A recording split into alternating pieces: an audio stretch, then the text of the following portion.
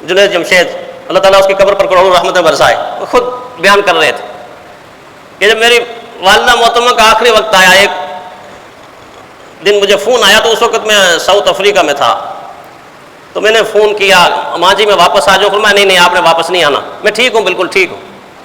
فرمایا جب واپس آیا تو گلے سے لگا کے میں نے پوچھا ماں جی آپ نے مجھے روکا کیوں؟ تو فرمایا بیٹا میں یہ سوچ رہی تھی کہ میرا انتقال ہو جائے گا، تو اللہ کے لیے نکلا ہوا ہے، تو میرے پاس اور تو کچھ ہے نہیں، میں یہ کہوں گی کہ جب میرا انتقال ہوا تھا میرا بیٹا اللہ کے دین کے لیے نکلا ہوا تھا۔ ایک بات انہوں نے یہ فرمائی، اور دوسری بات فرمائی کہ کچھ عرصے کے بعد جب شدید بیمار ہوئی، اس وقت میں کینیڈا میں تھا تو یہاں ان کا انتقال ہوا۔ جب واپس آیا تو کہتے میری بیوی نے مجھے بتایا کہ جب اماں کا آخری وقت آیا نا تو مجھے پاس بلایا، پاس بٹھایا، گلے سے لگایا اور یوں فرمایا بیٹی میں نے ساری زندگی آپ کو بیٹیوں کی طرح رکھا ہے، ایسی بھی تو ساسیں ہوتی ہیں نا، میں نے ساری زندگی آپ کو بیٹیوں کی طرح رکھا ہے، اس کے باوجود بھی اگر کوئی کمی کوتاہی ہو گئی ہو تو وہ مجھے معاف کر دینا، مجھے معاف کر دینا۔ ایسی بھی تو ساسیں ہیں کہ نہیں؟ اگر یہ رویہ ساس کا ہوگا اور تابعداری فرما برداری کا رویہ بہو کا ہوگا تو کبھی یہ رشتہ ٹوٹے گا نہیں، یہ گھر جنت بنے گا، جنت بنے گا، جنت بنے گا۔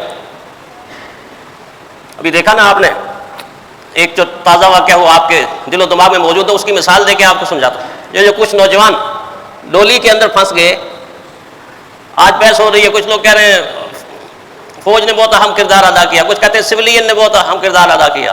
ہمیں یہی کہنا چاہیے کہ ہم فوج کی عظمت کو بھی سلام کرتے ہیں کہ انہوں نے بھی بہت اہم کردار ادا کیا، اور سویلین کی عظمت کو بھی سلام کرتے ہیں، انہوں نے بہت اہم کردار ادا کیا۔ لیکن اس کے آگے بڑھ کے سوچیں کہ 22 کروڑ ماؤں بہنوں بیٹیوں اور آپ کی دعائیں بھی تو ان کے ساتھ تھی نا۔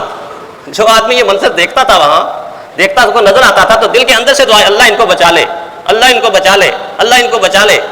اصل کردار تو آپ کی اور میری اور پورے پاکستان کے لوگوں کی دعاؤں نے، اور خاص کر ان دعاؤں نے کہ جو کئی 100 فٹ بلندی کے اوپر لٹکے ہوئے نوجوان، وہ پیارے نوجوان، ان کے دل کے اندر سے کیا نکل رہا ہوگا کہ جب موت اور زندگی کی کشمکش جاری ہے اور موت بالکل سامنے ہے تو ان کے دلوں کے اندر سے کیسی دعائیں نکل رہی ہوں گی، اور ان کی والداؤں کے دلوں سے کیسی دعائیں نکل رہی ہوں گی، جن کی دعاؤں کی برکت سے، آپ کی دعاؤں کی برکت سے اللہ تعالیٰ نے ان کو واپس اپنے گھروں میں پہنچا دیا۔ میں اس مثال سے ایک قدم آگے آپ سے یہ عرض کرنا چاہتا ہوں کہ ہمارے دین نے ایسا ہی ایک قدم ہمیں بتایا، وَإِنْ خِفْتُمْ شِقَاقَ بَيْنِهِمَا فَبَعْثُوا حَكَمًا مِّنْ أَهْلِهِ وَحَكَمًا مِّنْ أَهْلِهَا۔ جب کوئی گھر تباہ ہونے، برباد ہونے کا وقت آ جائے، لڑائی ہو جائے، جھگڑا ہو جائے، فساد ہو جائے، گھر ٹوٹنے کا خطرہ ہو جائے، تو پھر اس طرح ہم آگے لپکیں کہ جس طرح اس موقع کے اوپر قوم کے جوان آگے لپکے، ان کی زندگیاں بچانے کے لیے آگے لپکے۔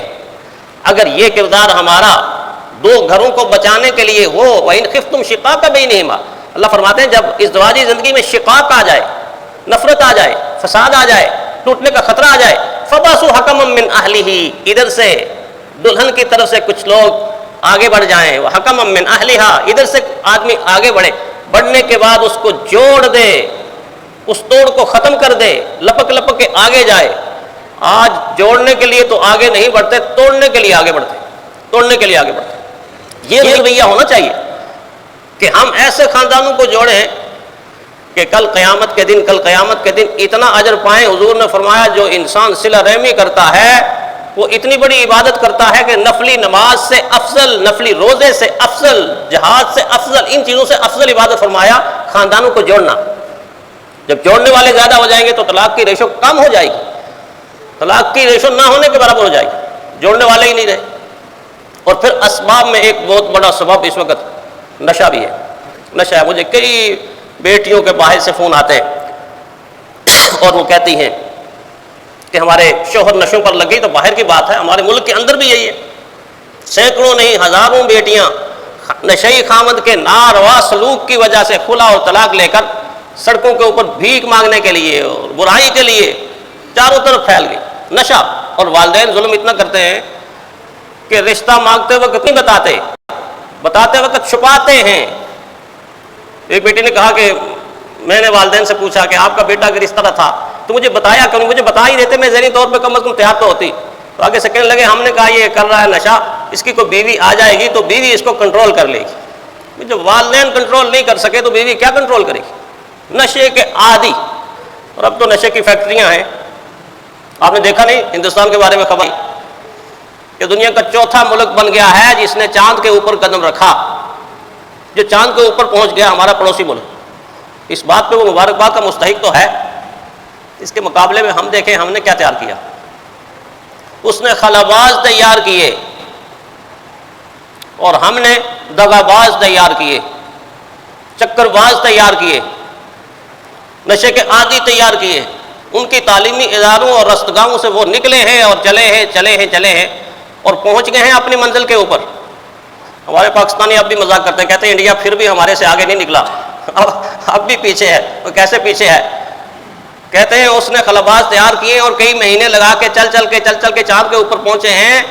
ہمارے پاس تو ایسے خلاباز ہیں، ایسے جہاز ہیں جو ایک سوٹا لگاتے ہیں اور ساتوں آسمانوں کی سیر کر کے آ جاتے ہیں ساتوں آسمانوں کی سیر کر کے آ جاتے ہیں بڑی وافر مقدار میں۔